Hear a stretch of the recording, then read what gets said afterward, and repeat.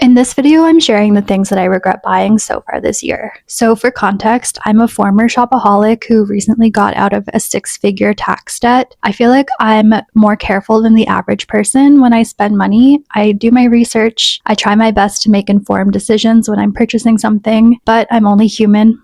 I still give in to little treat culture sometimes. I still buy products that don't live up to the hype sometimes. So these are the things that I regret buying. Basically, these are the mistakes that I made so you don't have to make them. So let's get into it. The first thing is the latest Apple products. So I'm actually somebody that never upgrades my tech, like never ever. Up until this year, I was using a MacBook that I had had for over a decade and an iPhone that was... I had it since before the pandemic, and they worked fine until they didn't. I really held on to them for as long as I could, but it got to the point where some of the keys stopped working on the laptop, and my phone would just turn off and would not turn back on. So eventually I was like, okay, I need to just give in and upgrade my tech. And I honestly don't know why I did this. I did a little bit of research and I found that the price between used Apple products and new Apple products was so slim. At least that's how I justified it. So I ended up buying the newest iPhone. I don't even know what the number is, the latest one, and a brand new MacBook. And I put it all on a financing plan that has 0% interest that I will pay before the interest period starts. But it was like $3,500 for those two products. And I feel like because I was using Apple products that were so old, I could have upgraded to something that was like a couple of years old and it would have worked just as well for me. I do enjoy having the latest tech, I won't lie. Like, it has made my work process so much faster, but I definitely feel like I could have upgraded to something that was not like the cutting edge of technology in terms of Apple products. Number 2 is this Lululemon headband. I don't know why I bought it. I think it was like $10, so it's not like the end of the world. But when I first moved back to Canada after living abroad, I really was so excited to just be like one of the girls. And so I bought a lot of fitness stuff. I bought a lot of things that were kind of trendy, including this headband. And the workout clothes were fine. They were great. But I honestly don't know how people wear these. Like, it's made kind of poorly. It's not like perfectly, can you tell? It's like, it kind of like goes in weird.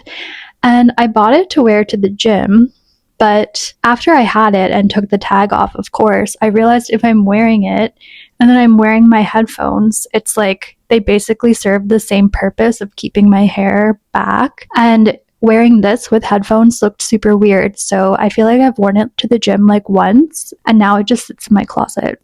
The third thing that I regret buying is my Wonder Oven. As a caveat, I didn't actually buy this. I used points from an old airline rewards program that I didn't have enough points for a flight or anything like that. It was like points that I had accumulated from a very long time ago and randomly remembered. And so when I remembered, I went onto the website to see what I could get as a reward. And there were a lot of kitchen products. I just moved into my apartment recently and I needed basically like pretty much all new small appliances and stuff like that. So when I saw the Wonder Oven in the range of points that I had, I kind of just like splurged on it because I thought it was cute. I've always enjoyed air fryers. I definitely bought into air fryer culture and I just wanted an air fryer. Like the one that I had before moving abroad, I think I spent like $50 on it and it worked perfectly fine. It worked great. This one, I think if you buy it new, it's like over $200. Obviously, I spent $0 on it because I used points, and I do think it looks very cute in my kitchen, but it doesn't actually work as well as my $50 air fryer, and I would definitely not recommend spending that kind of money on an aesthetically pleasing air fryer that underdelivers. Number 4 is this book, 101 Essays That Will Change the Way You Think by Brianna West. So I bought this when I had first moved back to Canada. I feel like I was not in the best headspace and I really needed, I don't know, kind of like a boost in the self-confidence department, even just like trying to be more positive and move through life with gratitude. As a caveat, I love personal development. Like, I will be honest, I read self-help books. Like, I buy into that. A little skeptical, but I still I've definitely bought into the self-help kind of like genre. And this book was so hyped online. I had listened to the audiobook, one of her other books called The Mountain Is You. And I listened to it when I was at the gym when I first moved back to Canada. And I felt like I enjoyed it, but I also kind of feel like I don't pay the best attention to audiobooks. I don't know if anyone else is like this, but like when I'm listening to an audiobook, I probably remember like 50% of the information. So I don't listen to audiobooks that often, but I remember enjoying the 50% of that audiobook that I remember. So I splurged on this book, and yeah, these essays have not changed the way that I think. They're not even really essays, they're more like listicles. Like, reading this actually puts me into editor mode more than reader mode, in that they kind of just read like listicles for clickbaity websites that I was editing like 10 years ago. I feel bad saying that, but they're definitely more like Instagram captions than essays that are particularly profound. It also reads like it didn't have a professional editor. Like, I found a lot of errors which take me out of reader mode. And the thing that I don't like particularly about this author is that all of her books come wrapped in plastic at the bookstore, so you can't even really like flip through it to see if you're going to enjoy the content. And I feel like if I had have been able to do that and see that the essays are actually just lists, like some of the lists are just bullet points basically, and I feel like I didn't really get anything out of that book. So the fifth thing that I regret buying so far this year is this expensive candle. So when I first moved into my apartment, I was so excited to be back in the city. I rushed out to get a candle. I've said this in the past, I love candles. When I was in a lot of consumer debt, I would buy diptyque candles, the like fancy French ones. I even would buy them when I would go to Paris and just bring them back and hoard them in a closet. And I ended up actually selling my unopened candles on Facebook Marketplace. It's so funny. It's like these candles have resale value apparently.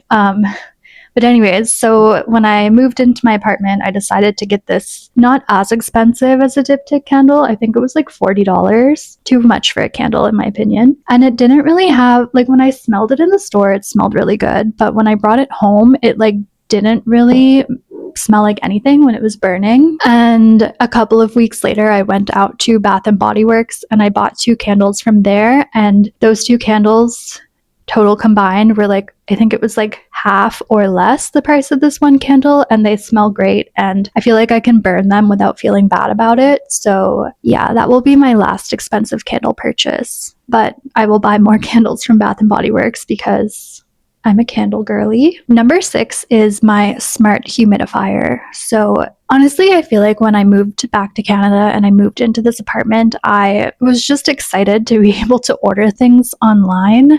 When I was living in Turkey, my credit card for some reason didn't really work on most of the shopping apps or like online shopping platforms, so I wasn't able to buy a lot of things. And also there's this, like, no offense to my Turkish friends, I just find this is so weird, but like when you order things in the mail in Istanbul, and I'm assuming maybe the rest of Turkey too, you don't have a designated mailbox. So if you have something that's out for delivery, you basically have to wait in your house for it to arrive.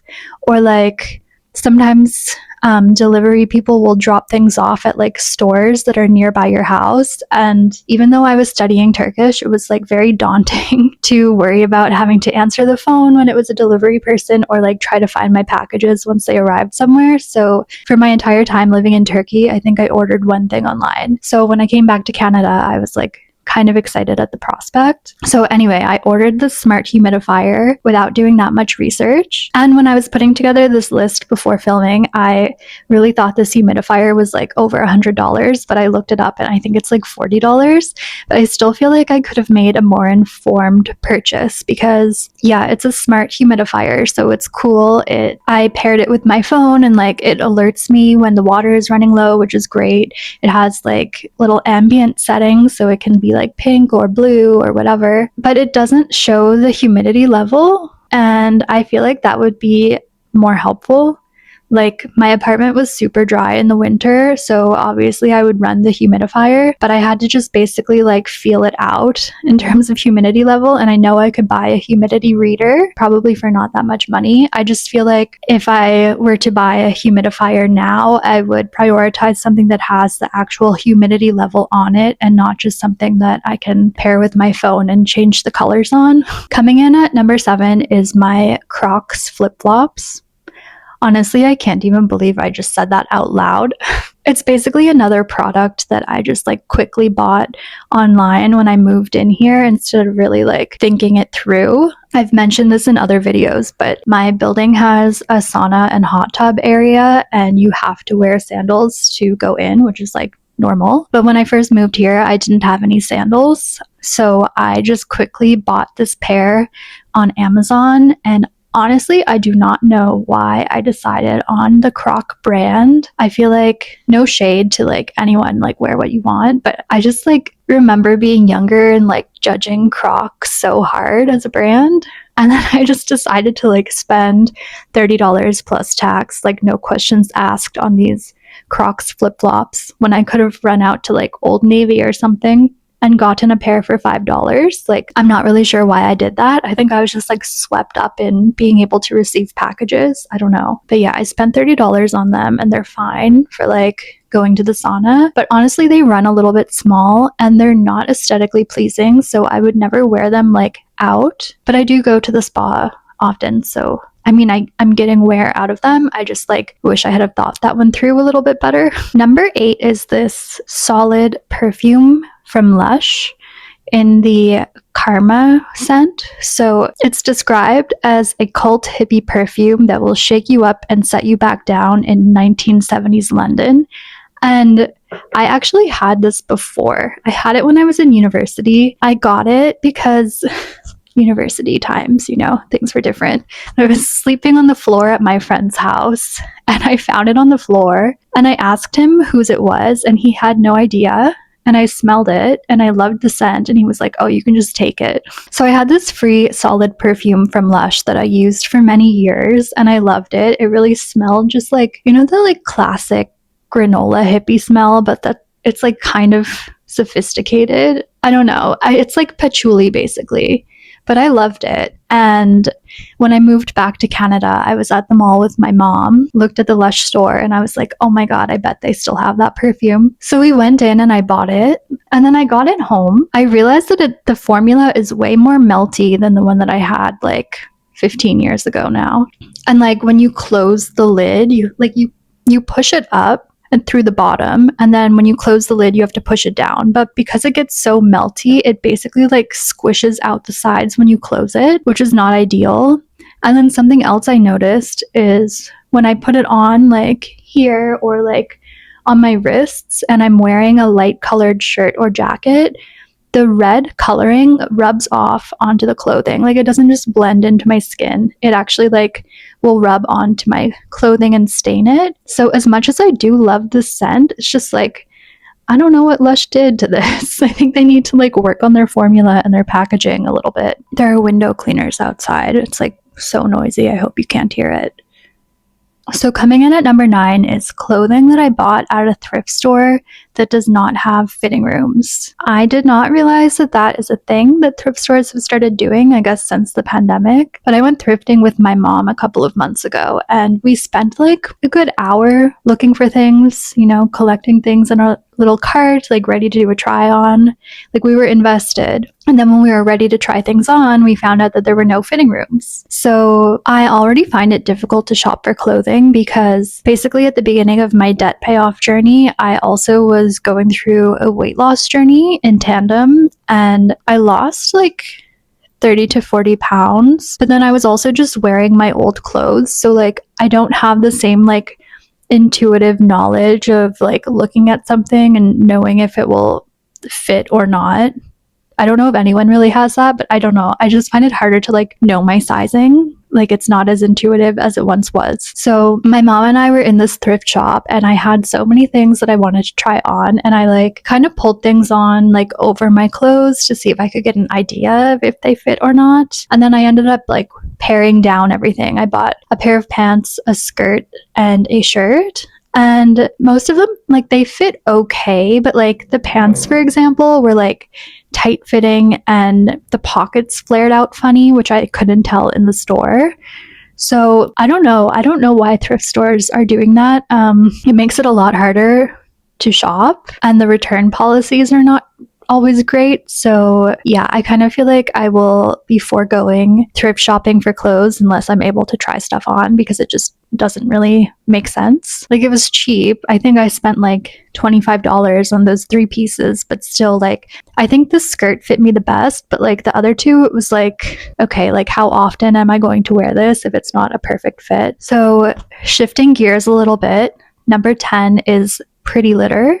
You know, the cat litter that's like kind of looks white, and then when your cat pees on it, it changes color, and you can monitor their health based on the color of the litter. So I bought that on Amazon when I first moved into my apartment so that it would arrive and I'd be able to set up a litter box for my cat right away. Not only did it end up getting lost, so I had to run to the grocery store and buy regular litter when I arrived in Montreal, but also when it finally did arrive, I spent $60 on it, and the box was so small, I literally thought it was like something else that I ordered. I was like, there's no way this is $60 worth of litter in this box. And then to make matters worse, I actually started reading about how pretty litter, like litter particles, are so fine that it's given cats like infections, because if they scratch at it a lot, the like litter goes into the air and then they breathe it in. So from what I gathered, it's like actually pretty bad for cats, especially like cats who are diggers. So even though I was kind of excited to use it to be able to monitor my cat's health, I ended up returning it because I just didn't want to risk him getting some sort of a like nasal infection from that. Yeah, so I just buy like regular litter and it works fine. Coming in at number 11 is greens powder. So I fell victim to AG1 a couple of years ago. In my head, I was like, this is probably a placebo, but if I can get into the habit of drinking it every morning, it's not going to do me any harm. And it also helps create a healthier morning routine. That's what I told myself. AG1 is super expensive, so I only did that the once. And then when I came back to Canada after living abroad, I was like, I don't know. I feel like I was so excited to have access to maybe products that I didn't have abroad, or like cheaper prices for health products, or I don't even know what, but I ended up buying greens powder from a Canadian company. I buy protein powder from them too. Actually, let me grab it. So it's the Good Protein Green Superfood Juice. It tastes fine, and it says that it's a blend of probiotics and digestive enzymes. It has like a laundry list of vitamins in it, but it's so expensive, and I just like, you can't really convince me that it's worth it. I don't know. I like making smoothies, and I do like the Simply protein powder itself. Like, I do buy that for my smoothies, but I just think greens powder is not it. The last one is honestly embarrassing. I didn't realize how bad it was until I pulled it all together for this video. So as I mentioned, when I got back to Canada, I was feeling not the best about myself. I was like not in the greatest headspace, and I don't know, I just like, it wasn't a great time. So I decided one of my New Year's resolutions would be to wear more lip gloss. So hear me out. I've mentioned this before, I'm like not the biggest makeup person, but I still sometimes just want to feel like I'm just a girl. You know what I mean? Like, I kind of wish I was more of a makeup person, but I just like didn't really care to learn about it when I was growing up, and I didn't want to be like perceived, so I just never really ended up taking a true interest in it.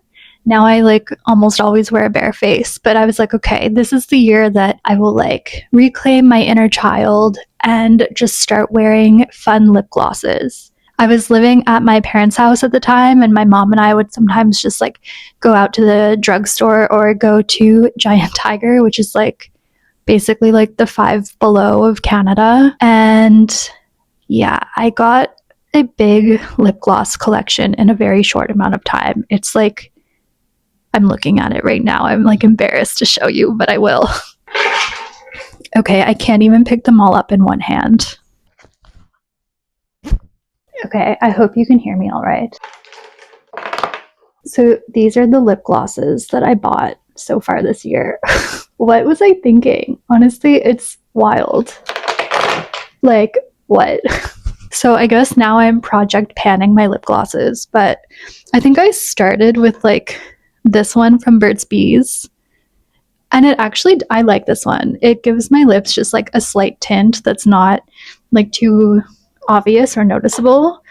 This one is a dupe for, I forget the brand. See, I'm like not a makeup girly, but it's like that very popular brand. This one's the dupe from Giant Tiger. So this was on sale for like $3. The brand is called Ruby and Millie. And anyway, I bought this when I was with my mom and I really liked it. I still use this one. I put this on when I'm sleeping. But then for some reason, I ended up buying a second one from the same brand and a third one. And even though they were less than $5 and the first one was good, I don't know, I just feel like the formula in these ones, it wasn't as good and the scents were not great. I got vanilla and birthday cake and I don't use these two. I find they're like, it's not even the same formula, which maybe it makes sense for a dupe brand. I'm not sure. And then this one, so this is a dupe for the day hair styling thing. I don't know. Like I mentioned, when I first came back to Canada, I just like lost all confidence. And in my mind, I was like, okay, I'm going to start using this taming wand to like make my hair a little bit less wild. And honestly, I do use this sometimes, but like, and it was like $5, but I don't know, I didn't need it. And then I found lip smackers on Amazon, like literally the ones that I had when I was a kid. And I was like, my inner child needs these and she's getting what she wants. They were like $10 for all of them, so it's not the end of the world. But I definitely barely use these. I like stick them in my purses. And then I was in the like beauty section of Shoppers Drug Mart, which always makes me so uncomfortable. I don't know why. I just feel like I don't belong there. So I was like, okay, I'm gonna buy one of these. Like, I'm going to exposure therapy myself at the beauty section of Shoppers Drug Mart by buying lip glosses. I don't know. Anyway, I bought this one, which like is one of those plumping lip glosses, and I actually love the color, but I'm too shy to wear it out of the house. I think it was like $10. It's called CoverGirl Clean Fresh Yummy Plumper Gloss. I do love the color, but I just never wear it. And then I bought this one, Kimchi Chic Wet Gloss with Lip Plumper. So this is from one of the Drag Race contestants, I think. And I thought the packaging was so cute. I actually do wear this one because it's like sheer. It was probably like $10 also, but I definitely didn't need it. And I don't know what I'm doing with like 20 lip glosses, but yeah. So I regret buying them. Thankfully, it wasn't like a Sephora haul. All of these probably cost less than $30, but I still am like, why did I do that? Like, that was not necessary.